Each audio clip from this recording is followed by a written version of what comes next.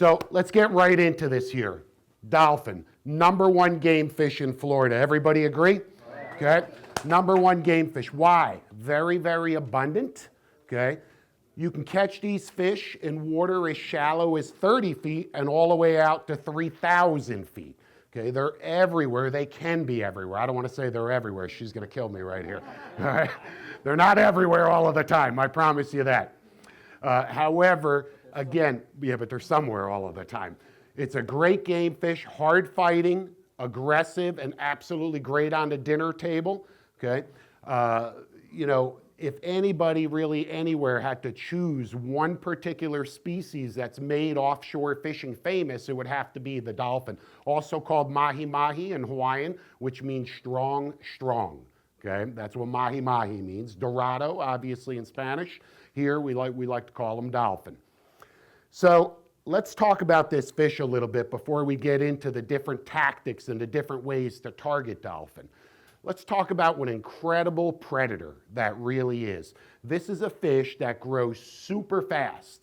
So fast that you're going to be surprised. I'm going to tell you a story about one particular fish really quickly here, just to kind of get this started. And we're going to call that fish, for the sake of argument, what's your name? Robert. We're going to call that little dolphin Robert, okay? Robert was this cute little dolphin. He was about 2 pounds. And he was swimming off Miami, minding his own business with all his little buddies, okay? And Robert saw a little pilchard swimming around one day, being fished on a rod from a guy on a boat called the Thomas Flyer. And he ate that pilchard and he got caught. And those guys, the crew on Thomas Flyer, they tag a lot of fish, almost 200 dolphin a year, okay, they tag. And what I mean by tag is we get these tags from the Dolphin Tagging program. Everybody can get these. You get a little tagging stick. It's very, very simple, a little kind of poker.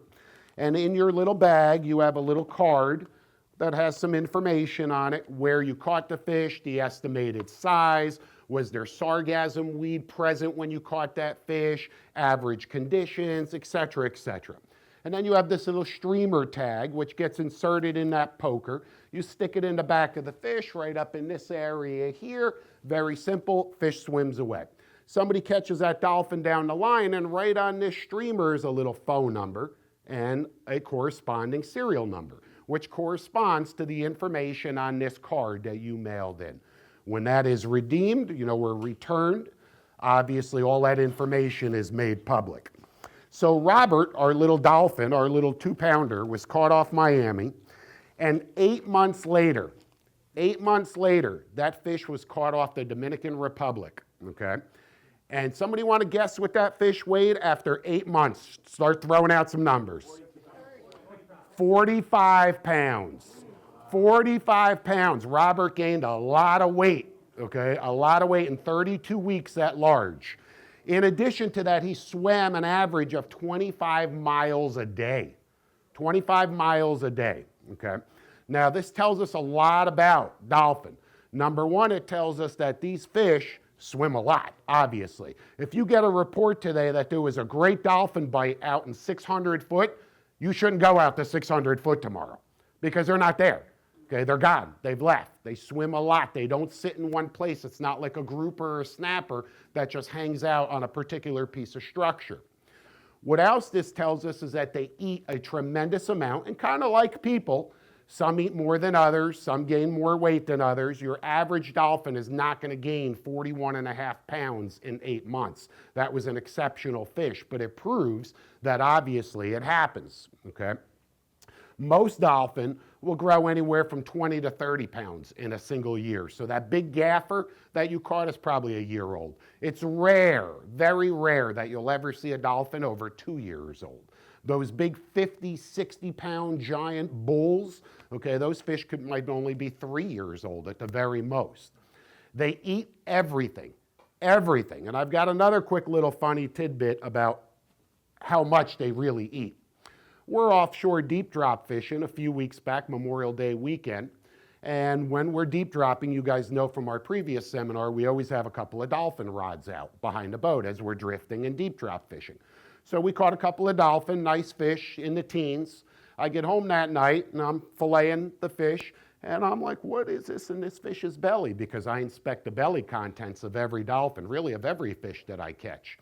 And there's a chicken bone, a chicken wing in that fish's belly. And I say to my wife, were you eating Publix chicken wings? And she says, yes, okay. She ate a chicken wing and threw it off the side of the boat, and our friend, our dolphin, ate that chicken wing before he ate my squid, okay? So these fish will eat anything.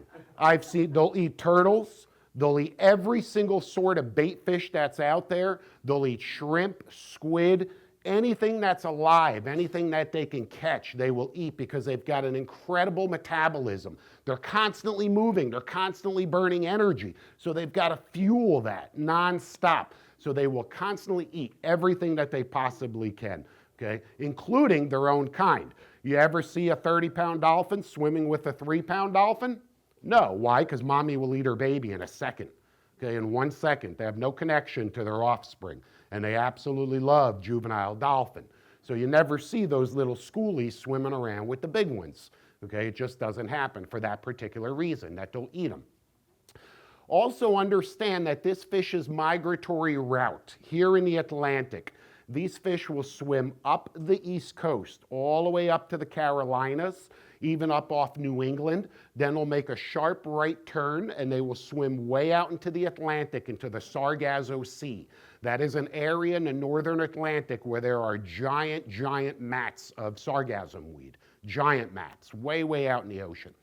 And then it'll make another sharp right turn and it'll come all the way back down until it reaches the Caribbean.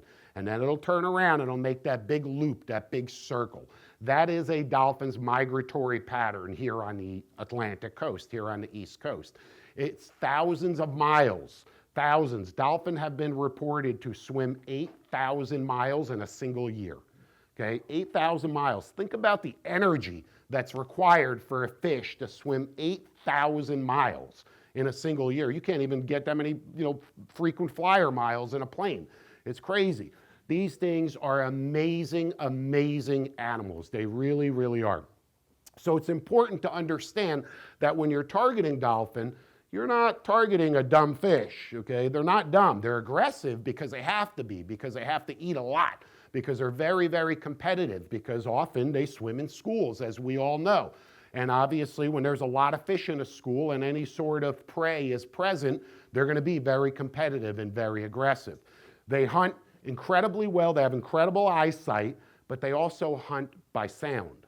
They can hear very, very well and sense vibrations in the water incredibly well. They chase flying fish. A flying fish will come out of the water and will make a sharp right turn and scoot 100 feet and land. When that flying fish lands, that dolphin instantly makes a right turn, like in the blink of an eye, because he heard that flying fish land in the water. Okay, so they have incredible senses that allow them to really prey on anything that they can possibly catch. So a lot of different sized dolphin out there, obviously. Peanuts, the little ones that we catch, schoolies, gaffers, so on and so forth. And really the biggest trick with dolphin is not catching them, it's finding them. Okay, it's not catching them. Because once you find them and they're all around the boat, they're relatively easy to catch, aren't they? Okay, they're very aggressive and they're relatively easy to catch. It's finding them. So you also have to make a decision when you go dolphin fishing what size fish you're looking for, because there's a very big difference between the guy that says, I want to go out and load the boat and catch as many dolphin as I can, may it be 10, 15, 20, whatever, or the guy that says, I want to go out and only catch big dolphin. I don't care about those little dolphin. I don't care about those peanuts and those schoolies and all of that little stuff. He only wants to catch the big ones, and we're going to talk about those two different kind of approaches. So kite fishing is one tactic, which we all know. We go out, we kite fish for sailfish, king mackerel, wahoo, and of course dolphin.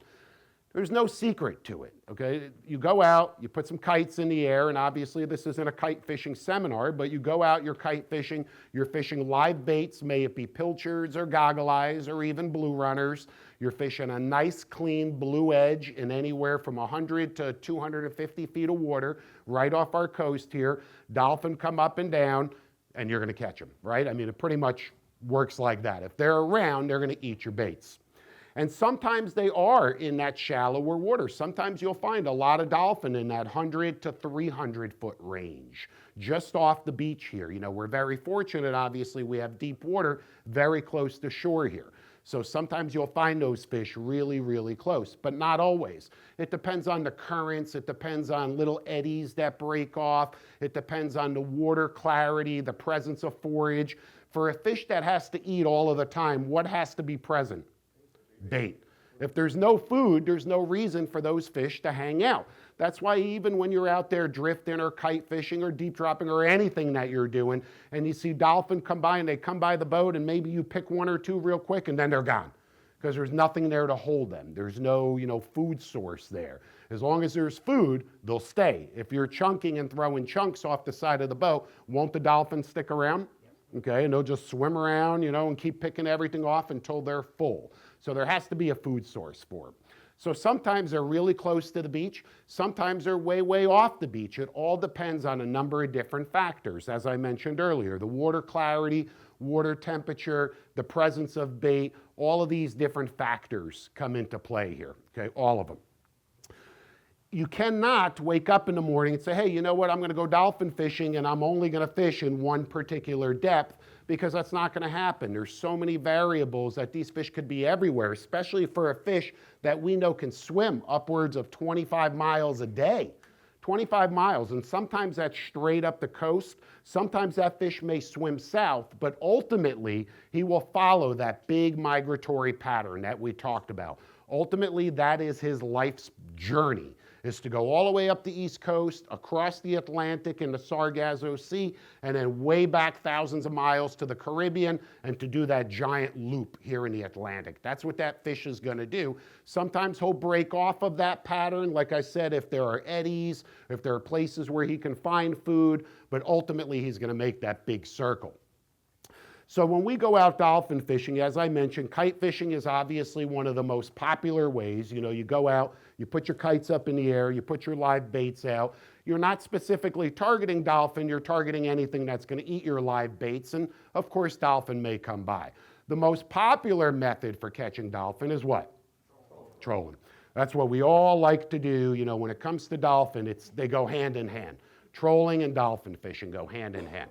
And this is really where it becomes almost a science, and there's a lot of different elements that come into trolling for dolphin.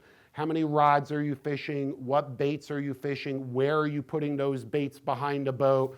What depth are you fishing? Where do I find a bigger fish? What do I look for? Et cetera, okay? A lot of guys will go out and they'll blind troll, okay? They'll just put some lines out behind a boat. Okay, they'll go out the inlet, may it be Hillsborough Inlet here, Boca, Port Everglades, whatever. They'll go out the inlet, they'll go offshore, and they'll just start trolling, and they'll blind troll, and they'll just keep going and going until they find something. Anybody ever do that? Sure. Okay, we've all done that. We want to go out, we're anxious to get our baits in the water. You put your spread out, and you just start trolling, and then you end up picking a fish in, 450, and you stay in that area for a while, so on and so forth. The vast majority of guys that are trolling, I would probably say, a solid 90% of anglers from this region, okay, that go out and troll, never make it past the 10-mile mark. Am I right? Most of the time they go out, they're in smaller boats, a lot of these little boats, and they never make it out past the 10-mile mark. The problem with that is, think about all of the pressure. Think about all of the pressure from recreational anglers chasing these same fish, not only right here, but down off Miami, even further north, obviously all up and down the coast. If that's where all the pressure is, do you want to fish right there? No. Okay, not to say that you're not going to have an opportunity to catch some fish, because you will. Some banner days happen just a mile off the beach or 2 miles off the beach. But overall, if you really want to increase your odds, get away from the crowd. Get away from where everyone is fishing, and don't be afraid to run a little bit further, a little bit, deeper, okay? Unless, of course, you're confident that those fish are closer. Here, this time of the year, we get, predominantly southeast breezes. Those southeast breezes take those weed lines, they compress them, and they push them toward the coast. So we often see really nice, well-formed weed lines closer to shore during this time of the year. In the wintertime, when we have the northwest breezes and all of the fronts coming through, you tend to find those weed lines further offshore. But they're much more, thicker, I should say, and predominant this time of the year, even closer to shore. What you need to do when you come across some, a well-formed weed line, you need to stop for a second and take a close look at it, okay? You want to fish weed lines that are really, really vibrant, that are golden colored, they're floating. What I always like to do is as we're approaching a weed line and go by it, we scoop up a whole bunch of the weed, with like a bait net. And then I shake it right on the deck of the boat or right on the gunnel. And you would be amazed at all of the little critters, the shrimp and the crabs and the tiny seahorses. And there's so much life in that weed. By just shaking it, you'll see all of those little critters and everything living in that weed. That's a good, healthy, lively weed line. On the other hand, you may see a weed line that's really dull and pale, has a lot of that grass in it. Almost looks like, somebody mowed their lawn, that eel grass. That's not the kind of weed line that you want to fish. So you really have to be selective in where you focus your efforts. You really do. So it's always a good idea to, of course, pay close attention to that weed. And obviously look and see, is there any bait? Not only if you scoop it up, but as you drive by the weed lines, we always look over and you can see all those sargassum fish and little jacks, right, swimming around that weed. That's a good weed line to focus your efforts on because there's food sources there. Okay, so if you see that close to shore, I would say yes, obviously focus your efforts in that area and at least give it a good shot before moving further offshore. But remember, to increase your odds, get away from the crowd. Okay, get away from the crowd. So back to the trolling for a second. Let's talk about setting up the spread and setting up your baits and what speed. Speed, there's a lot of different trolling speeds based on what boat you're fishing. Is it an inboard boat, an outboard boat? How many lines are you fishing? Are you fishing lures or natural baits? Lures, you can pull faster. When we're dolphin fishing with lures, I like to troll at 10 knots. Okay, you're not going to outrun that fish. That fish has bursts of speed, approaching 30 to 40 miles an hour. You're not going to outrun them. So don't be afraid to troll faster when you're trolling artificial lures. If you're trolling natural baits, like what is the most popular natural bait? Okay, we all know that. There's no secret there. Ballyhoo. If you are not the guy that's going to go out there and rig his own ballyhoo and catch his own ballyhoo, buy them. Okay, buy them. If you don't know how to rig ballyhoo yourself, there's a bait freezer right there. You can buy rigged ballyhoo. These ballyhoo work really well, bionic ballyhoo. I got to tell you, I fish them a lot, okay, because I don't always have time to rig baits, go out, catch my own ballyhoo. I'll just buy the frozen, bionic ballyhoos, okay? When you are targeting dolphin, and obviously I picked up the wrong pack out of the freezer, this has wire, you want to fish ballyhoo rigged on mono, okay? You don't want to fish ballyhoo rigged on wire. You can. They'll still eat it, you'll still catch them, but if you had your option, you want to fish the ballyhoo that are rigged on monofilament. So if you don't have the correct equipment, the correct leader material, hooks, or the knowledge to rig your own ballyhoo, buy them pre-rigged. However, I don't like to fish my ballyhoo naked. I always put something over top of the ballyhoo for a number of different reasons. And that could be something like, what's the most famous thing to put over a ballyhoo? Somebody tell me. A squid skirt works, something like a Islander, really, really popular that you put over top of your ballyhoo. Okay, why? It does a couple of different things. It creates a larger profile for the bait, so the bait looks bigger. It protects the bait from washing out. So, you're able to troll that bait for a lot longer. So you want to cover up that bait. It could be with something like this, like an Islander style lure. This is from Tormentor. Okay, but again, it's just what we'll call an Islander style skirt. Really, really famous. There's nobody's out there dolphin fishing without these. Okay, and when it comes to color, really I've got two recommendations for you. Blue and white and blue. Okay, those are my recommendations. Okay, another option, some little chuggers. Just very simple little chugger, and all you do is take the rigged ballyhoo, cut the top of the leader off, feed it through, cover up the ballyhoo with a little skirt or something, okay, retie a little loop, and you're good to go. It's very, very simple. So there's a ton It's really unlimited. I mean, you could probably go right over here, obviously, onto the shelves and see hundreds of different options of different skirted type lures that you can pull over ballyhoo when targeting dolphin, okay? Another thing I like to do is even something as simple as these little kind of chuggers, these little poppers. Okay, it's just very, very simple. This is also from Tormentor. Molecraft makes something similar to this. There's a lot of companies that make these. And again, this protects that ballyhoo. It creates a slightly larger profile on the bait, has a little concave chugger face. Okay, so creates a little bit more action and bubbles in the water, what we like to call smoke, because what happens is air gets trapped in that face. And as that bait goes below the surface, all of that air gets pushed out of that face. It leaves a trail of bubbles. Then it will come back up to the surface, and when we like to say it breathes, it takes another breath, air fills up in there, and then it'll go below the surface. These are nice, again, very, very effective. Sometimes I even take these and snip them and just cut the skirts even a little bit shorter. They'll work. Again, lots of different options. So speed is going to vary. Okay, it's going to vary depending on, as I mentioned, artificial lures versus natural bait, or if you're fishing a combination of the two, it's going to vary on conditions. Ideally speaking, start at 6 knots, okay, and then adjust accordingly depending on the conditions. If it's calmer, you can troll faster. If it's rougher, you're going to troll slower. Does that make sense? Because obviously you want your baits on the surface. You want them skipping across the surface, but you don't want them doing this across the surface. That works in Panama, trust me, that works in Panama. You could take a ballyhoo and just cartwheel it across the surface and 50-pound dolphin will be chasing it all day long.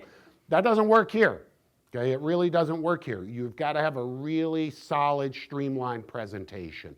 So the proper speed is going to be based on, again, what you're pulling and what the conditions are, and that can range anywhere from 6 to 10 knots. Sometimes even less. There's guys that'll just troll naked ballyhoo with nothing on the ballyhoo, just a spread of naked ballyhoo, and they'll pull them at 4 or 5 knots, okay? Because that bait will wash out really easily at the faster speeds if it's not protected with any type of skirt. Does that make sense?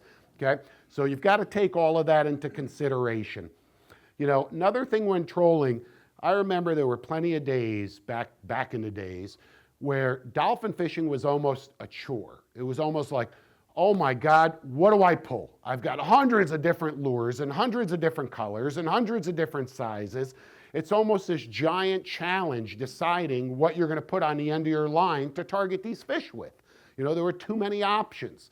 So over the years, I've kind of come to realize that it really shouldn't be that complicated. Okay, it really shouldn't be that complicated. We know for sure dolphin eat ballyhoo. We all know that. That's an absolute staple. So my one rigged bait that I'm going to fish is ballyhoo in some fashion. Okay, I may fish 2, I may fish 6, but I'm going to fish ballyhoo. I also like to fish lures because when I think about trolling and I think about what that fish sees, okay, what is he seeing? You know, I'm fortunate. I run a 37-foot CV with triple 350 Mercuries. We're out there trolling, you know, and I think about what that dolphin looks up and is he going, damn, Mike, that's a nice CV, okay? I really like that boat. No, of course he's not. All he sees is this big dark shadow. What is that shadow mimicking? It's mimicking a bait ball, okay? He thinks that that big dark shadow is a bait ball. And then behind that bait ball, you've got these propellers that are churning up all of these bubbles and white water. And again, he's looking up going, are those 21-inch propellers? Okay, of course not. He sees all of that white water and commotion, and you're mimicking a feeding frenzy, a feeding scenario where fish are coming in, they're darting in to eat bait, bonitas, you know, whatever it may be, mackerel, anything, are just darting in to eat the bait. That's what that fish sees. And then behind that is this spread of lures, the ones that are dragging behind. And very much like a lion that has to attack the gazelle that's in the back of the pack, not keeping up with everyone else, right? What are those fish going to attack? They're going to attack those baits. So that's what you are trying to mimic. You're trying to mimic a natural feeding scenario. Okay, so I think about that really, you know, it keeps me up at night going, how do I do that perfectly? Because the better that I could do that, the more fish I'm gonna fool. And again, they're not the smartest fish in the bunch, okay? I'm gonna tell you that right now. They're not dumb, okay? But, you know, it's an aggressive predator that has to eat. When presented with an opportunity to eat, it's going to eat. It has to, because if it doesn't, the next one will. And because they're burning so much energy and have such a high metabolism rate, chances are they're gonna eat, okay? So what I like to do is I fish 8 rods. And again, keep in mind, you don't have to do this. I highly recommend, regardless of what kind of boat you have, it's always better to fish an amount of lines that you can manage, okay? Because you put 12 lines out there and you get a fish on and the thing tangles you up and you're spending 2 hours dealing with a giant tangle. Does that make sense? Okay, a lot of people don't even own 12 rods, okay? So always fish the amount that you could. Why are you guys giggling? You guys own 12 rods? Who? So, yeah. So always fish the amount of rods that you can manage properly while achieving a proper spread. You know, I remember back in the day when I started fishing down here, we were fishing on a little boat. We called it the circus boat because something was always broken or going on, and it was just a circus every time we went out fishing. But it was a little 19-foot Mako center console, and we fished 3 rods. Okay, 3 rods. That's all we had. That's all that we could fish. Okay, and it worked. Of course, today, a little bit of a different scenario. So on my particular spread, on my particular boat, and again, this is what works for me, and I want you to understand, I'm not suggesting that you should leave this seminar and go dolphin fishing tomorrow and do exactly what I do. If something is working for you, like I say in every seminar, keep doing it. Tell me about it. I want to catch more. Say, Mike, I'm pulling this lure. Man, it's hot. They just can't stay off this one particular bait. Tell me. Okay, I want to know. So if something is really working for you, stick with it. I just want to share with you exactly what works for us and what we've kind of got dialed in over the years. So off my outriggers, which of course we all know what outriggers are, big benefit there because it allows us to fish more lines and create a better spread, okay? And I've got double clips on my outriggers. So on the tips of my outriggers, I will fish a rigged ballyhoo with an Islander or Tormentor style lure above that ballyhoo. Looks like a large bait. This above a rigged ballyhoo looks like a nice big bait. It's right off the tip of the rigger. Both of them are even. I like to keep my trolling spreads really, really even. I pay a lot of attention to it. I look at the baits and I go, that one needs to go back 5 feet. This one needs to come up 2 feet. I'm a stickler. Carlos, my co-host on the show, standing back here, probably hates me for that. He's like, come on, Mike. Come on, Mike. But I'm a stickler for that. I believe that it should be a pattern. Why? Because did you ever see bait fish swim? They swim in a pattern, right? Like a bunch of birds up in the air, so to speak. So I really like to keep it even. Now these larger baits, I'll troll with something, try not to kill you guys here. 6-foot Chaos trolling rod, very simple, okay, very versatile rod. It's rated for 30 to 50 pound line. I've got a little Alu Techno size 20 reel on here. It has 700 yards of 50 pound braid. Okay, underneath a top shot. I always fish a top shot of 80 pound monofilament on top of the braid. You need that top shot because you need the elasticity. Dolphin do what? Jump. Okay, and if you fish straight braid with 0 stretch, when that fish jumps, what's going to happen? You're likely going to pull the hook right out of the fish's mouth. Or you'll have what I like to call the zing pow effect. Zing pow! Okay, that ever happen to anybody? Who hasn't it happened to, right? That's what I call it, the zing pow effect. Your drag's too tight, something doesn't give, and eventually you ultimately lose that fish. So you have to look at everything as a system. But again, plenty of line capacity. I fish this slightly heavier rod because in addition to the bigger dolphin, because I'm not chasing a little 20-inch schoolie with this big bait. What am I looking for? I'm looking for Mama Jama. I'm looking for that guy or bigger right there, so I want to be equipped with a little bit of a heavier outfit, but I also have a chance at what? A marlin. Okay, and this is a bonus. People don't think blue marlin when they think South Florida, but there are blue marlin out here, quite a few, more than even you probably think, and if you put in enough time out here, you'll hopefully have your shot at that. And the last thing you want to do is have a 300-pound blue marlin come up and eat your dolphin bait on a 16-pound little tiny conventional outfit, because it'll be over before it even starts, okay? Zing pow, exactly, in a big way. So again, I like to fish a little bit heavier outfits with those bigger baits. So off the tips of my outriggers, this is my outfit right here. This is what we use in that particular scenario. Now on the short outrigger clips, I will also fish the same rod with something like this, a little Molecraft Chugger. Okay, this is one of my absolute favorite artificial lures. It's just a little plastic Molecraft Chugger. Chaos makes a very similar bait. There's a lot of manufacturers that make similar baits to this. What does this mimic? What does it look like? Bonita.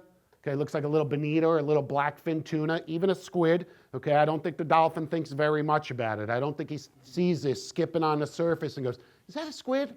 No, that's a bonita. No, that's a blackfin. Forget it, I don't want it. Okay, he doesn't say that. It's all about instinct. It's all about an animal seeing a prey item escaping and saying, hey, I need to attack that and eat that as quickly as I can. So regardless of what it mimics, it works. I've been sold on these type of lures from having an opportunity to fish in places like Guatemala, Costa Rica, Panama, where you fish these right behind the boat. When I say right behind the boat, right where this doorway is. These are my two teasers on my short riggers, and they're right there. There's one right there and right there, just skipping on the face of a wake. And what I mean by the face of a wake, as you're looking behind the boat when you are trolling, you want your lures on the face of the wave, okay? The face, not the backside of the wave. You want them on the face of the wave, because that's how a natural bait fish swims. It's being pushed by the currents and by the waves. It doesn't swim on the backside struggling to get up the wave. It swims on the front side. You ever see a porpoise like behind a boat? They ride the waves.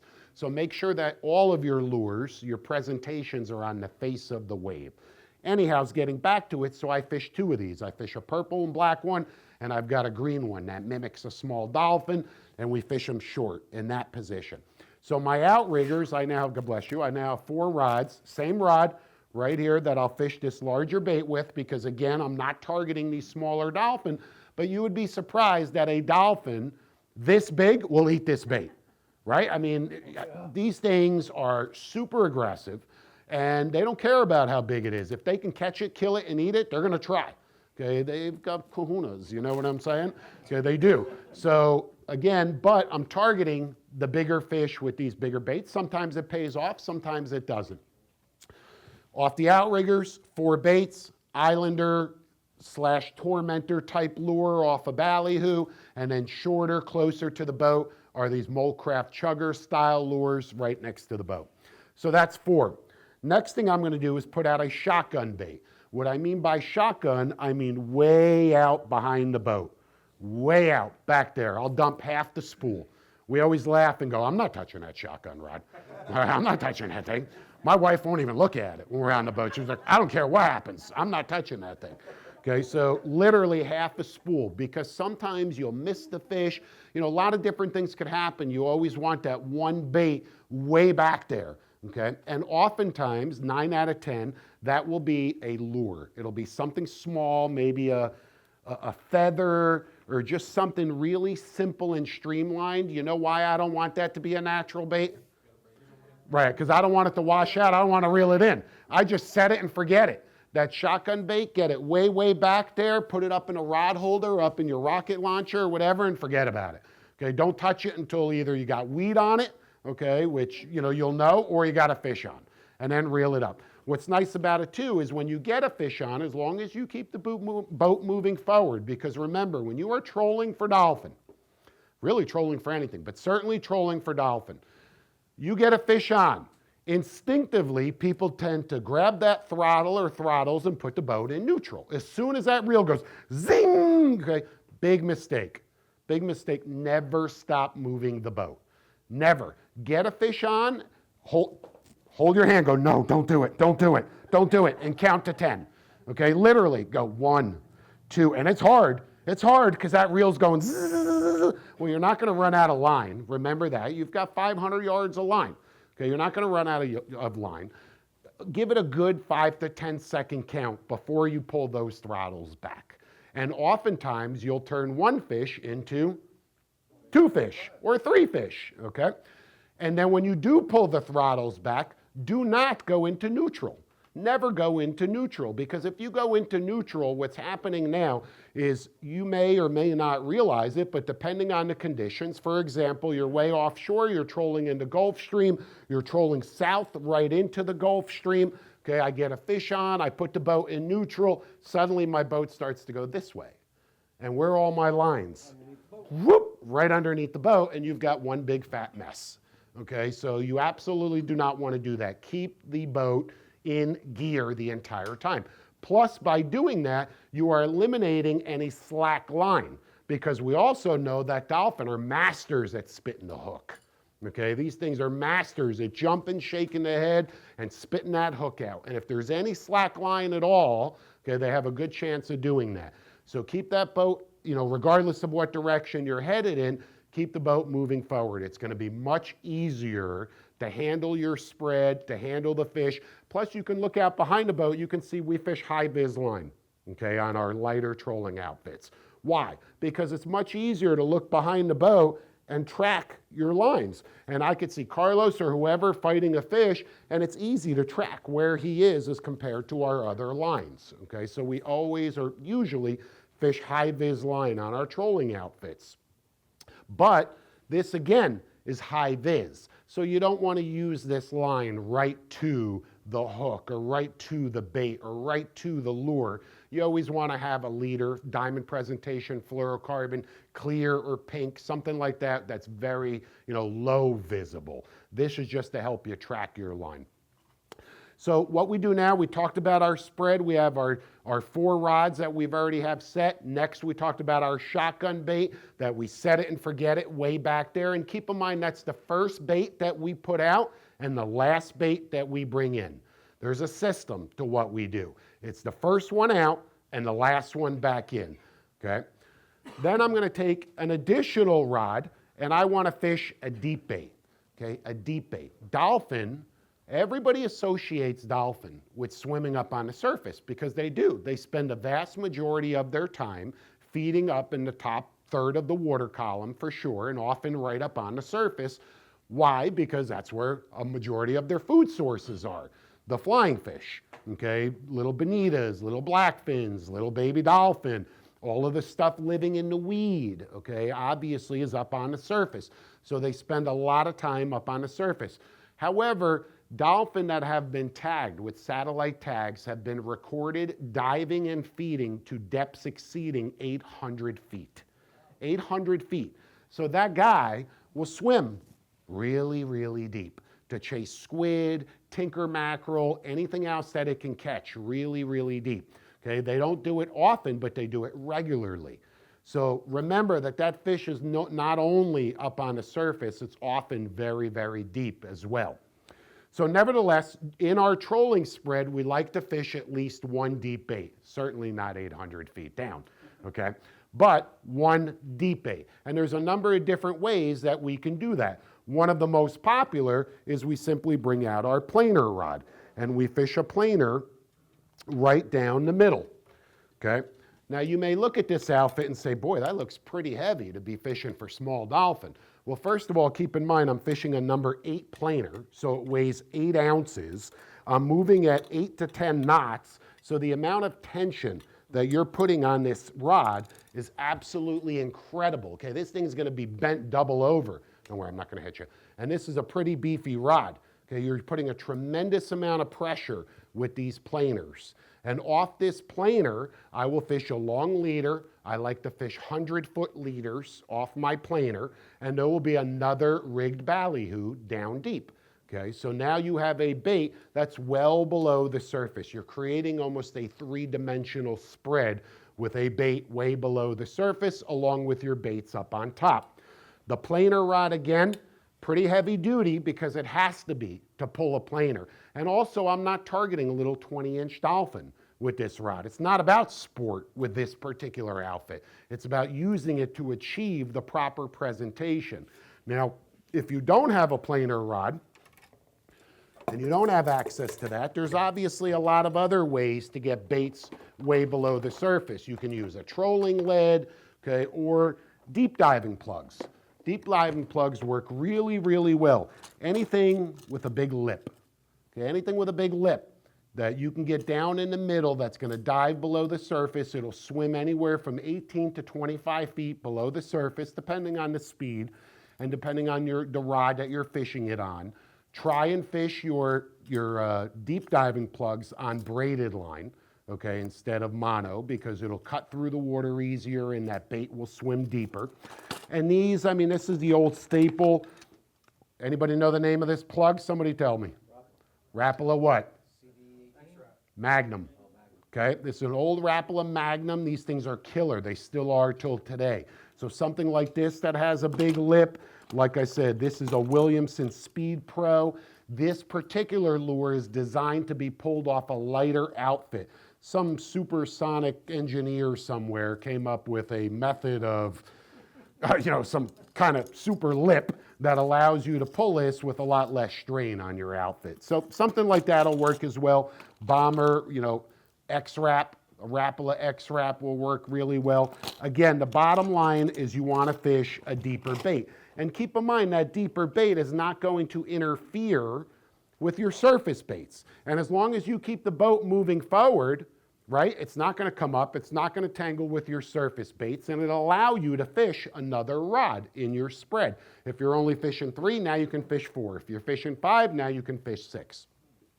So far we've got our 4 outrigger baits, we've got our shotgun bait, and we have our deep bait. That's 6 rods right there. Very, very easy to manage so far. Then we'll fish another 2 rods with, as I mentioned, I'll take ballyhoo with a little skirt, something like this that creates a little bubble trail, or where are you here? Something like this, okay, that we talked about earlier. They're streamlined. It's not as large and heavy as a bait as this would be, okay? So I don't need to fish it off of a really big, heavy outfit. I can fish it off this light 20-pound rod. This is a Chaos KC 15 to 30. If you guys have watched our show, you've seen this rod in use for 7 years in just about every venue in Florida. It's an extremely versatile rod. We use it a lot for a lot of different fisheries, including dolphin fishing. So, and you can easily pull a small to medium ballyhoo with a little chugger or some kind of skirt over the top of it. And we'll fish 2 of these flat, right here, flat. So now with that spread, we almost can do figure 8s and not worry about getting tangled, and that's important as well, because if you spend the entire day untangling your lines, what are you going to catch? Squat, okay? You're going to have a very frustrating experience, you're going to be hating life, and you're going to go, Mike, I hate you, okay? So we obviously don't want that. That's why I'm saying fish as many rods as you can manage. But if you can manage a really good 6 to 8 rod spread, that's definitely what I would recommend. So now, we talked a little bit too about those bigger fish that we mentioned earlier. 2 tricks to the bigger fish. 1, the big baits, okay? Make sure that you've got a healthy big bait, because this guy will eat anything that it can catch, but it also realizes that he has to exert energy to catch that prey item. And if I asked you to run a country mile to eat a French fry, you really wouldn't be too excited about it. But if at the other end was a 36-ounce porterhouse steak, you'd be more likely to run for that steak, wouldn't you? So the same exact thing. The bigger the bait, the more likely it is that a bigger fish is going to be willing to commit to chase down that bait to catch it and eat it. So bigger baits are definitely going to help you target those bigger dolphins. Also go further offshore. As I mentioned to you earlier, 90% of the guys are within 10 miles. Another 5% or whatever amount of the remaining percentage are really the only guys that are going past that. Go to 20 miles, keep going. You're not, they're going to be out there and they're going to see less pressure.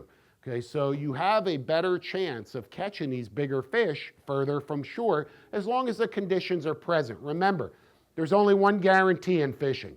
There are no guarantees. You know, no one can sit here and say, well, I guarantee if you run 20 miles out into the Gulf Stream, you're going to catch big dolphin. If you can make that guarantee, you should be up here talking, okay? Because you can't. There are no guarantees. You just have to get out there and spend time on the water. Another thing that's really important, and this, you know, I would honestly say is probably really a true statement. I would say 80%, a good 80% of dolphin over 30 pounds are lost, okay, are lost. Why? Why are they lost? Because guys don't realize how strong that fish is. That fish is incredibly strong. And when you hook that fish, you've got to just slow down and take your time. Do not think you're going to be in the back of the boat, you know, and you just hooked a big dolphin like that and he's out back there jumping like this and you're like, I got him, I got him, I got him. And you're just cranking and cranking against the drag, you know, lines peeling off the reel and you're cranking. Come on, you're going to lose that fish. It happens all of the time. These fish are incredibly strong. You know, finding the big ones is really hard. Hooking the big ones is really hard. Getting them to the boat is even harder. Okay, it really is. You've got to slow it down. That's a 30 to 45-minute fight. Okay, that really is. I don't care unless you got that fish on an 80 wide with a big 12-0 hook buried in its butt. You know, that's a long fight on a fish like that on the type of tackle that we're fishing. So you really have to slow it down. Make sure your drag is set properly. Take the time to fight that fish. And when you think it's over, it's not over. How many times have you been out there, had this big dolphin up next to the boat, you're about to gaff him thinking, oh, he's done, and the thing just goes crazy. That ever happen to anybody? Okay, of course, it happened to all of us. They get that last bit of energy right at the end because they're right next to the boat. They see this big thing, they're freaking out, they're being pulled on from the corner of their mouth.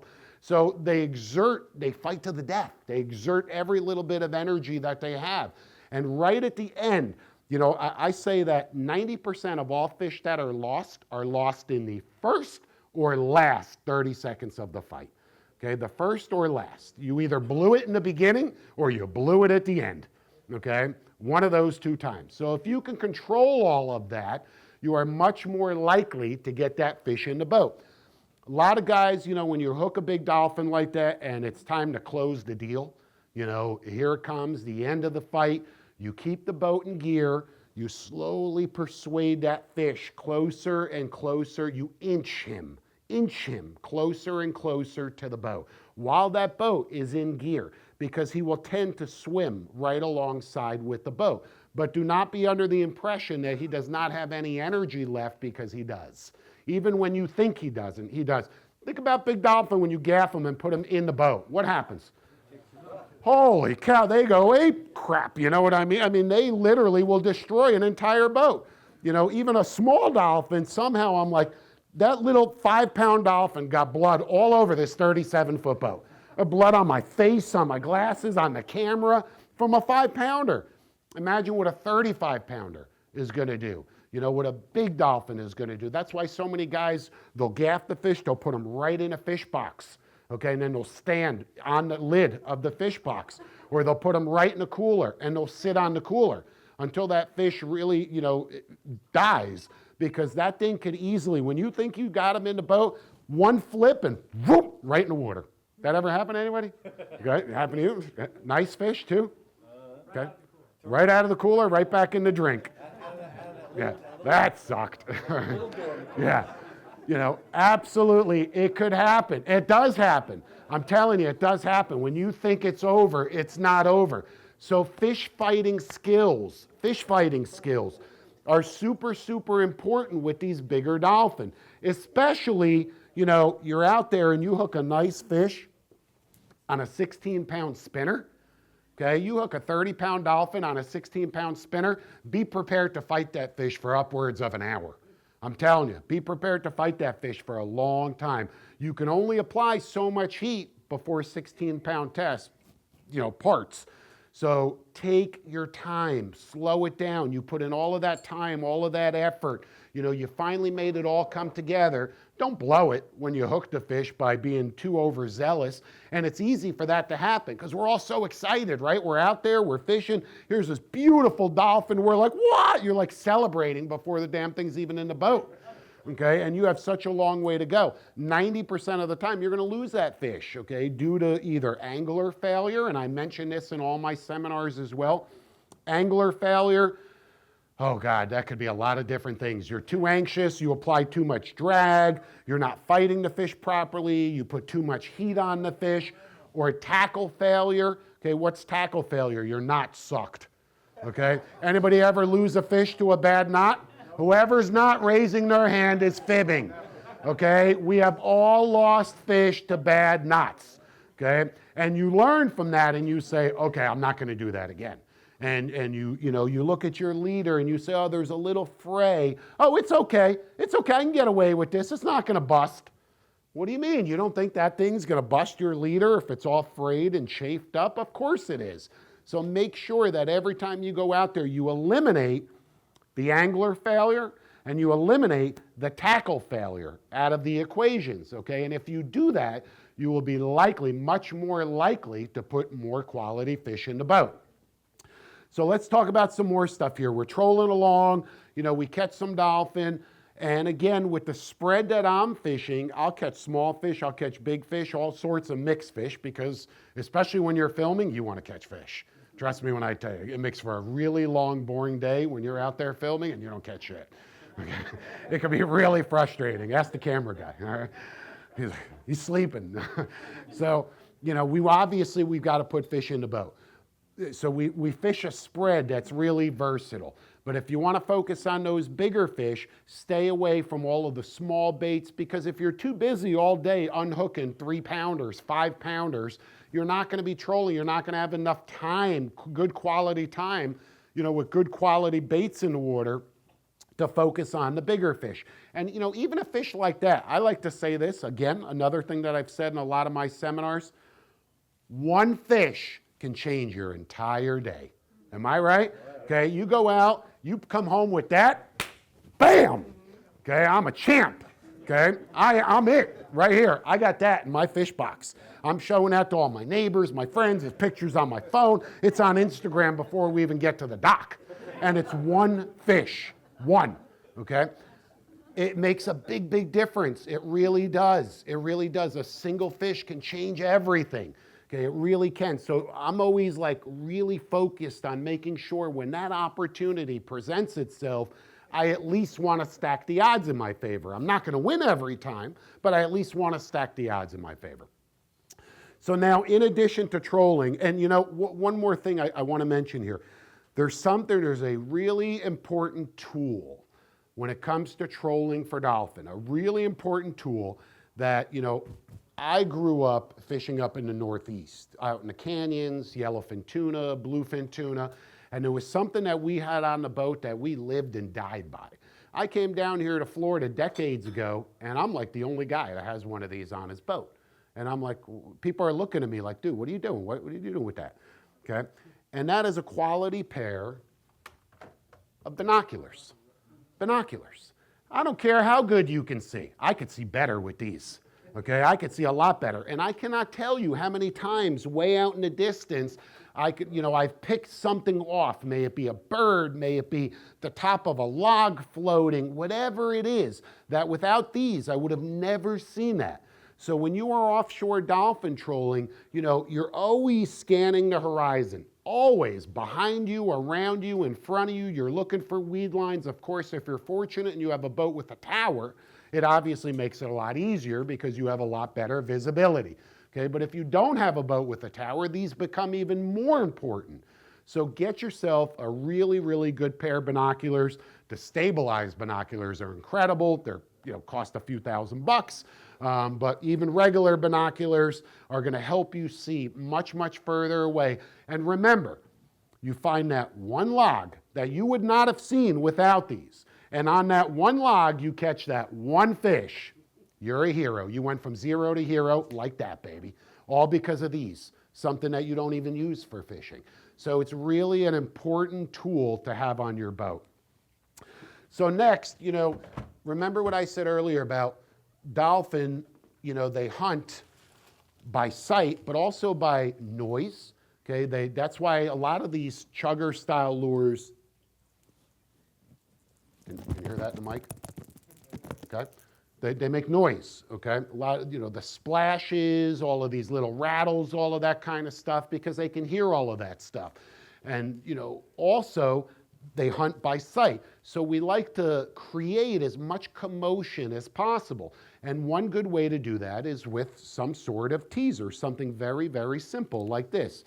There's a lot of companies that make these, strip teaser. I mean, this one's from the Strike Point Tackle. Again, a lot of different companies that make these are very, very simple. It's just a mylar piece of plastic, has some imitation ballyhoo. You drag this behind the boat. It's on 300-pound test, put it right on the cleat, not on a rod, throw it out behind the boat, and this mimics a whole school of bait. You're going to attract the attention of those fish. What a lot of guys don't realize is not only is this really good when you're trolling, but when you stop, even when you're drifting, you can just drop this right down. And it will work equally well for attracting dolphin to the boat and keeping them around the boat, even when you're drifting. You don't have to be trolling. This thing's gonna be moving all through the water, puts out all kinds of crazy light. And they're really simple, especially these collapsible versions. Look how simple that is. Boom, it's done. Throw it in a case, it's out of the way. It's not like a big giant spreader bar or dredge, and that's what this is. It's just a small little compact dredge. Something very simple, but again, can make a big difference. Mike, how far do they go? How far back? As far as you'd like to put it, I always put it where I could see it, like right there, about 50 feet. Okay, so you don't have to go way, way back there. And let me mention this. You look behind the boat, and you see all this white water. And a lot of people have the impression that they have to have their baits in what we call the clean water, okay? In other words, nothing can be in this white water because fish aren't gonna see it. Hogwash, people, okay? All that bubble, all of that stuff, that's just right up on the surface. That dissipates just below the surface. Fish can see all of that. They can see your lures tracking right behind, right through that white water behind the boat. So yeah, it's a good idea to have baits in the clean avenues, in the clean water, but also don't be afraid to put a dredge or to put some baits in that white water as well. Don't think that the fish won't see it. Remember what I said to you about those like mole craft chuggers? They're right there. They're very, very close to the boat. Very close. Fish will eat the back of the boat.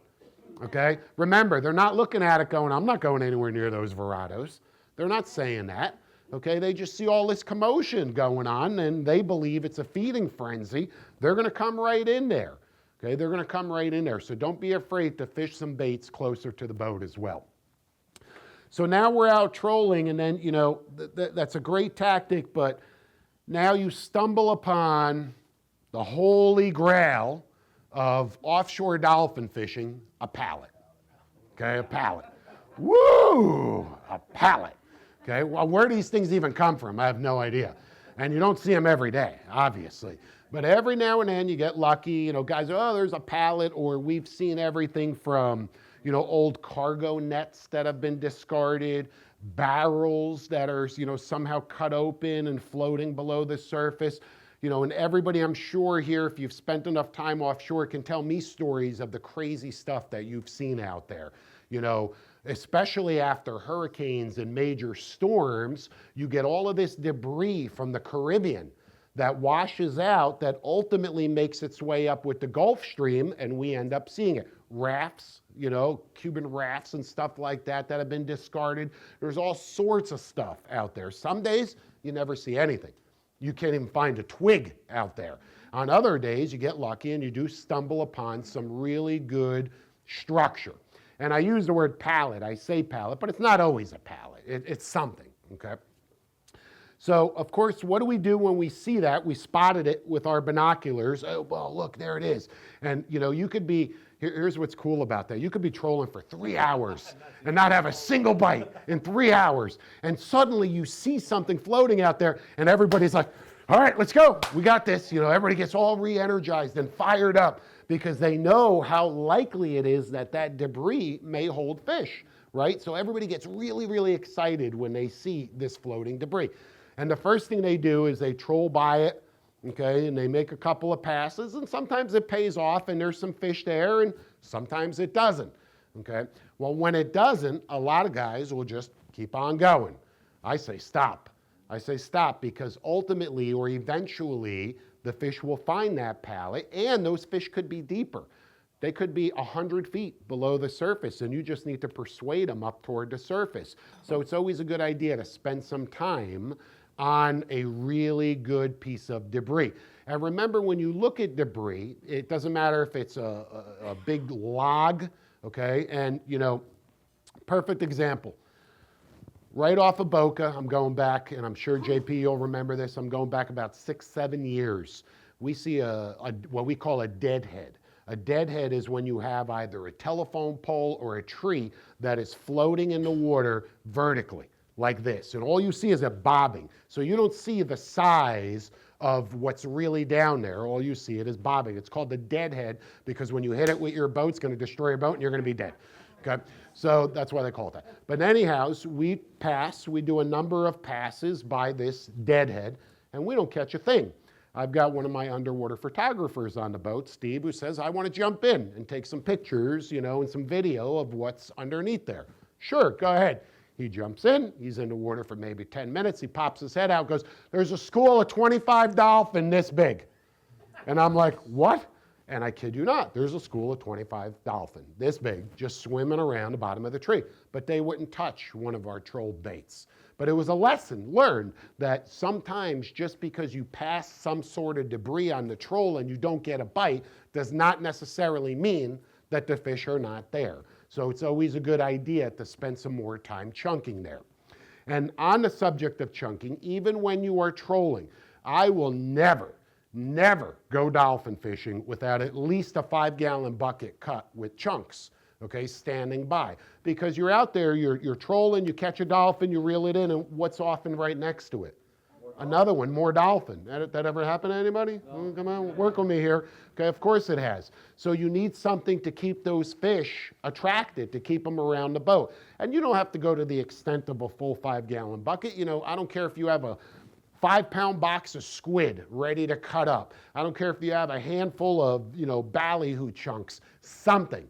But I'm telling you what, you know, do not keep that bait frozen and in a fish box or your cooler, and suddenly here comes these dolphin, and you start scrambling, where's the bait, where's the bait? And you're throwing subs out and beer out, you know, and you're looking for that frozen bait. Chicken wings, too late. You just missed the bite, those fish are gone. Okay, you've got to keep it thawed, you've got to keep something ready to go on an instant, at an instant, okay? And remember, when you do see those fish and they come around the boat, don't overfeed them. Don't go crazy. Don't just start dumping stuff in the water as fast as you can. A few handfuls at a time, you know, a few tidbits at a time just to keep them interested, to keep them around. Everybody knows, you know, there's this, obviously, I don't want to say unspoken rule, but to keep the dolphin around the boat, when you hook a dolphin, what do? Keep one in the water. Okay, you keep one in the water, it's in a rod holder, the thing's freaking out, all the other ones tend to stay around. You throw a couple handfuls of chunks, you whip out a rod, and you proceed to wreck them, you know, and catch a whole bunch. So we all know that, I don't need to tell you that. But obviously keep that bait handy. It's also good for when you do find that debris where you can stop for a couple minutes and start chunking and give it 15 minutes. You know, start chunking, chunk, give it 15, 20 minutes. And depending on what you see, you may want to invest more time or you may not. Again, every scenario is different, but you've got to be ready. Okay. Also in that scenario, don't be afraid to drop a jig deep, really deep. Why? What's down there? Wahoo! Okay. Oftentimes when you see debris out there, there are wahoo that are swimming really deep. So it's a good idea to keep a diamond jig or even a bucktail jig, something rigged on a little bit of wire that you can drop straight down, get it down there 200-300 feet, and just rip it back to the boat. And oftentimes you'll be able to catch some wahoos down there as well. Again, it's about being prepared because that one fish could make a big difference. And even if I go dolphin fishing and come home with a 40-pound wahoo, I'm not too disappointed. I gotta tell you, I'm not disappointed. you know, so by being ready, you'll be able to do that. On the spinner side, on the chunk side, when, you know, there are larger dolphin around, this is that same rod that I told you about earlier. It's a KC, you know, 15 to 30. It's the same blank, but in this particular, it's a, you know, it's a spinning rod version of that conventional rod. But I'm very familiar with the action of the blank. I've been using these for a long time. It's hooked up with a Daiwa Isla, a size 7,000 reel, loaded with 16-pound mono.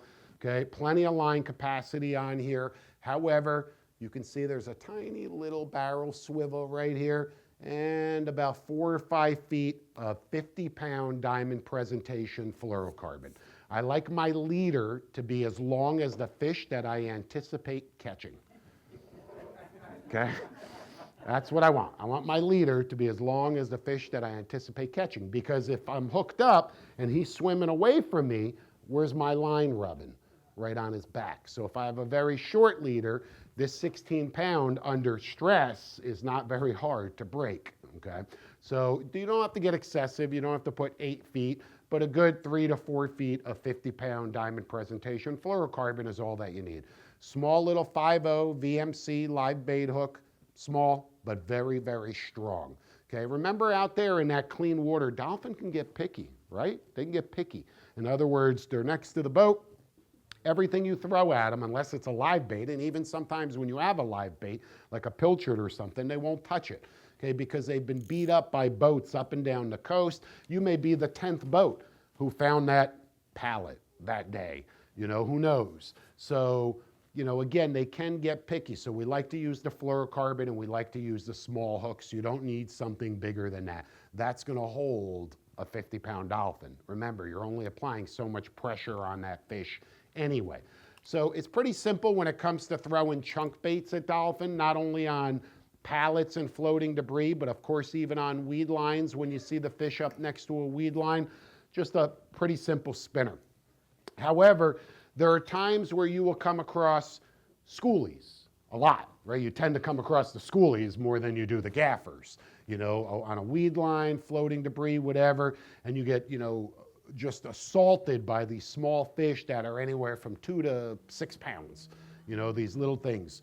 So what I like to do in that particular scenario is we whip out some light spinners, okay, because I really want to maximize the sport, because I don't need this heavy rod for a 3 or 4 pound dolphin. And I got to be honest with you, I like catching those little schoolies. It's fun.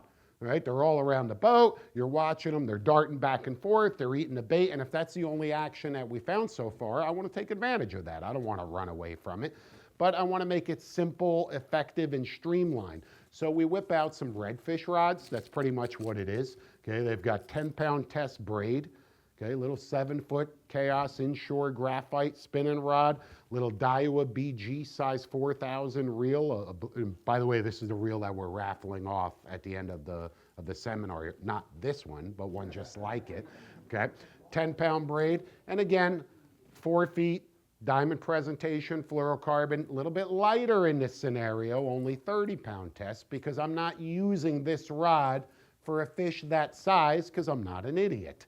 Okay, I'm using this rod for the little schoolies that we see around the boat. And this is a great place to use something like a little Rapala twitch bait, a little live target twitch bait, and, you know, anything, you know, remember that there's all kinds of stuff that lives in that grass, in those weeds, that swims around that debris. So any sort of little fleeing fish that's fleeing the scene is going to get attacked. Okay, and that's why all of that bait stays so close to the debris, of course, because if you were a bait and you were out there in the blue water, you're done. Okay, just like he said, you're dead meat. So, you know, anything that's swimming away from that debris, they tend to attack that. Another really good bait to use out there in this particular scenario is something like a DOA shrimp or a tsunami shrimp, a little imitation plastic shrimp that you would use for redfish, snook, or trout. The dolphin go crazy for this, okay? Right in the weed lines, they go crazy for these little shrimp.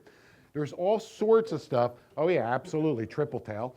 You know, there's all sorts of stuff that lives in that grass, like I said earlier, and it's all designed, or it has all evolved to match the grass. That's why something like this in this color pattern really works well, okay, because it matches that grass, okay? This is for you.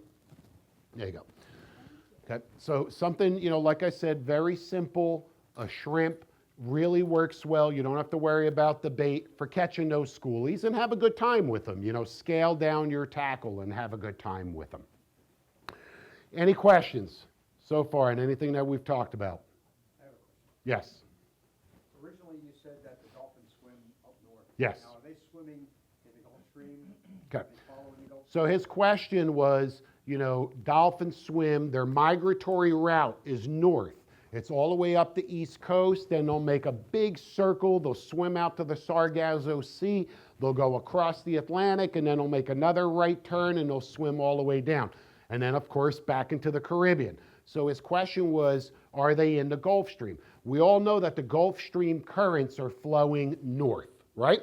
Always. If the Gulf Stream stops flowing north, you better run, because we got problems. So the Gulf Stream is always going north, we know that. For a fish that has to swim upwards of 25 miles a day, do you want to swim into the wind or with the wind? Right? You want to swim with the wind, per se. So in turn, yes, that they always follow that Gulf Stream current. However, off of that Gulf Stream, there are eddies. Okay, there are little pockets of water that break off the Gulf Stream that spin, gyres and eddies, that sometimes will spin in different directions. They'll spin clockwise, counterclockwise. So certainly there are times when dolphin, do not be under the impression that dolphin are always swimming north, because they're not. They're not. They will swim south, they'll swim east, they'll swim west, but overall, over time, that pattern will take them all the way up and around. If there's a lot of food in the area, they'll stay in that particular region for a length of time. Okay, they will. If there's a food source there, they're going to stay there on that current break, in that eddy, that temperature break. There may be a thermocline, which is a horizontal temperature break. A lot of different scenarios there where they may hang in a particular area. But overall, their migratory route does not take them from here to Africa. It takes them up and around and back. So keep in mind that that fish, remember our little buddy Robert? Okay? Robert, he had to make it in that 8-month period. He had to avoid thousands of fishermen all the way up and down the East Coast. And not only did he have to avoid fishermen, what else did he have to avoid? Predators. Okay, everybody wants to eat dolphin. Everybody. People, let me rephrase that, everything wants to eat dolphin. So they have to avoid, you know, anglers. They have to avoid recreational anglers, commercial fishermen that are setting long lines, okay? And of course, they have to avoid predators. A dolphin's #1 predator are mako sharks. Mako sharks love dolphin, okay? So sharks chasing them, billfish are chasing them. Heck, mom is chasing them, okay, right? The bigger dolphin are even chasing the little ones. So in order for one to survive, to actually make it through that entire loop and all the way back down to the Caribbean and back up the coast is incredible. It's incredible how lucky or how fortunate that one fish is, okay? And the percentage of the amount that don't make it is staggering. Is staggering. That's why they, you know, they can lay hundreds, if not hundreds of thousands or millions of eggs, and at the end of the day, just a couple lucky ones actually make it to that size range. Florida state record, over 80 pounds. 80 pounds. You know how hard an 80-pound dolphin can fight? He will kick your butt. You're not catching that on that little spinning rod, okay? You're just not. So a couple other things about dolphin, real, you know, to think about. These fish, their coloration. We've seen them, they're green, they're gold, they're blue. You know, they've got all these dots on them. They blend into the water perfectly. They're unbelievable predators, but they will also swim into weed lines, deep inside that weed line. And that's why they're that gold color too. They'll swim deep within the weed line to try and nudge prey out of the weed line. Little jack-type fish, seahorses, baby turtles. And again, when I say baby turtles, you guys know obviously all the turtles come up on the beach here. They hatch their little eggs. the little eggs go out. It is not uncommon to catch a big dolphin out here, or any size dolphin, and he may have a dozen little baby turtles inside him. They'll eat anything, including those chicken bones that we talked about earlier. You know, they will eat anything. It is an it's a magical predator. It really is. And the fact that they can get so large, so fast, is just incredible. Not all of them, but, you know, obviously some of the lucky ones. So, you know, we talked a lot about trolling and the different techniques there. If something's working for you, do it. You know, if you just want to put fish in the boat, if all you want to do, you don't care about quality, you know, you're just getting into offshore trolling, put just a spread of like some small feathers, okay, small little chuggers, little 3 to 4 inch baits in various colors behind the boat. You know, orange and black works really well because, again, that mimics the color of all of the stuff that's involved in the weed lines. Pinks, blues, purples. It's not really a science. Just put a bunch of them behind the boat, go out there, look for some debris, and eventually you'll catch some dolphin. If you really want to focus on the bigger fish, get a little bit more dialed in. You know, try and avoid those smaller ones by fishing some of the bigger baits, okay, by avoiding some of the pressure that you tend to see close to shore. And also, do this. Don't be a weekend warrior, okay? Don't be a weekend warrior. What do I mean by that? If you can only fish on Saturdays, take a day off during the week somehow. Why? Call in sick, okay? Call in sick and come in with a suntan, you know? Call in sick. Get out there during the week, okay? You're gonna have a lot less pressure and you're gonna be much more likely to have a good day of dolphin fishing when there's a lot less boats out there. I mean, obviously, it makes sense. Yeah, call them twice, all right? You know, take the whole week off, all right? Seasons, you know, May, June is really peak dolphin season here in South Florida, in our region, May and June. But you can catch dolphin 365 days a year. They live here. They come through here. They migrate through this region, okay? Any day of the year you can catch these fish out here. And oftentimes in the wintertime, we have better dolphin fishing closer to shore. Very rarely will you see guys running 20 miles off to go dolphin fishing in the wintertime because we tend to see those bigger fish closer to shore. You'll catch them kite fishing. You'll catch them in that 200 to 600 foot range, you know, more so in the wintertime. In the summertime, when you go out, you know, this kills me when I see this. A guy will be at the boat ramp. He'll launch his boat at 9:15 a.m.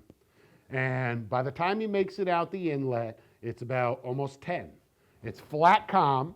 It's 113 degrees outside.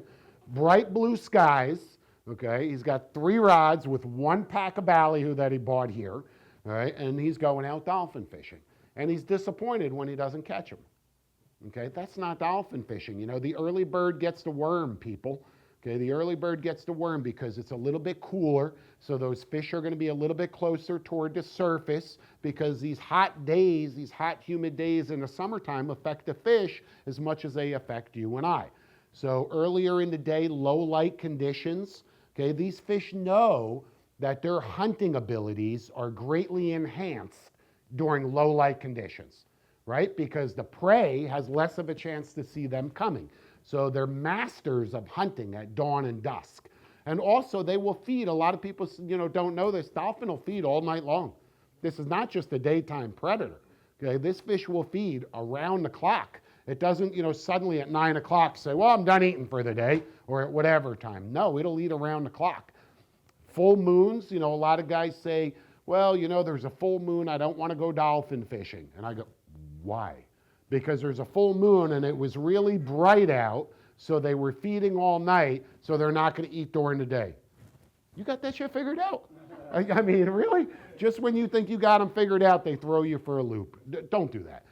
You go fishing when you can go fishing, okay? Yes, make a mental note. What's the moon doing? What are the conditions doing? What's the tide doing? Is there current? You know, of course, make a mental note. Pay attention to all of that. But don't base your fishing trip on some sort of statistic that at the end of the day, like I said earlier, the only guarantee in fishing is that there are no guarantees. Make sure that you're dialed in, okay? You've got the best bait that you can. If you can't rig them yourself, buy them pre-rigged, Okay, that's far better than rigging a bait wrong. You might as well just buy it pre-rigged. They make really, really good baits. Bait Masters, Bionic Bait, 2 top brands. There's some other brands floating around out there. Be careful, I've heard some horror stories. Make sure that you cover up your ballyhoo with something, to prevent them from washing out. I can't stress that enough. Make sure you pay close attention to your spread. Make sure everything's positioned properly on the face of the wakes, okay? Check your drags, check your leaders, okay? All of the fundamentals are gonna play a big role when it comes to dolphin fishing. I wish I could sit here and give you a magic secret sauce and say, you know what? Go right to 812 feet Tuesday at 4 o'clock, and boom, you're gonna be hooked up. That's not dolphin fishing, people. It isn't. It's about spending time on the water. That's what it is. There's no substitute for spending time on the water. It's about paying attention to what's going on around you. Get that pair of binoculars, okay? Look around, constantly be glassing. That's what we call it, okay? Look for anything different. Remember, a lot of water out there. Where are they going to be? They're going to be in particular, dolphin aren't everywhere. The ocean isn't just filled with dolphin. I wish it was, but it's not. Okay, they're going to be in particular areas that attract bait. That could be debris, color changes, rips, anything that has a chance of attracting bait is potentially going to attract the dolphin. Finally, there's one more quick tactic I just want to touch on, and we'll wrap this up, is running and gunning. We've all heard the phrase running and gunning.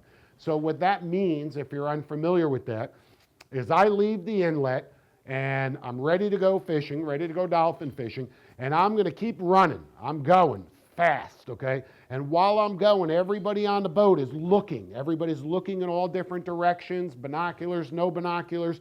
We're looking for something that says, fish here, fish right here. Okay, whatever that may be, and it could be a combination of different factors. It could be birds. Okay, remember, birds, what's the most famous bird when it comes to dolphin fishing? A frigate bird, okay? Let me tell you something about frigate birds. Frigate birds are incredible birds, for starters. They can fly literally for months on end and never land, okay? They cannot get their wings wet, so they will never touch the water, ever. They wait for dolphin to push the flying fish into the air, and when the flying fish takes off, the frigate dives down, sweeps down, and he grabs them right in his beak and eats them, okay? They'll also eat other birds. When you see frigate birds, the lower to the water that they are, the far better off you're going to be. The higher that they are, the deeper that the fish that they see are. So if that frigate bird is 200 feet in the air, way up there, he's scouting the area. He may see something, but what he sees is deep. It's deep. It's not up toward the surface feeding. On the other hand, if that frigate bird is 20 feet off the surface, flying in a figure 8 pattern, fish here. Fish here. That's what he's telling you. That's the best fisherman in the world, is that frigate bird. So birds are really, really important. And sometimes you'll see those frigates, sometimes you won't. You'll see little tuna chicks, we call them, little gulls. But of course, birds are a key indicator that bait is around, okay? Avoid the tackle failure and the angler failure. I can't stress that enough, okay? If you do that ultimately with every fishery, you're gonna be a more successful angler, okay, with every fishery. Right now, summertime, again, peak period. You know why it's the peak dolphin season? You know why more people fish for dolphin right now than any other time of the year? Because they can. Because it's flat, it's hot, it's calm. I can get out there in my 19-foot boat when maybe in December I couldn't get out there in my 19-foot boat. So you tend to see a lot more dolphin activity, reports, action during this time of the year, not because there are more dolphin here this time of the year, but because there are more guys that are dolphin fishing. And when you do see that report of the guy that, I went out, I crushed him, remember that there was probably 90 other boats that you didn't read their reports, okay? And they, so don't fish by what you hear on the radio. Don't fish by what you read online or fishing reports. Get out there and just fish, okay? When you can go, but prepare accordingly and get out there and fish. And that's my dolphin story.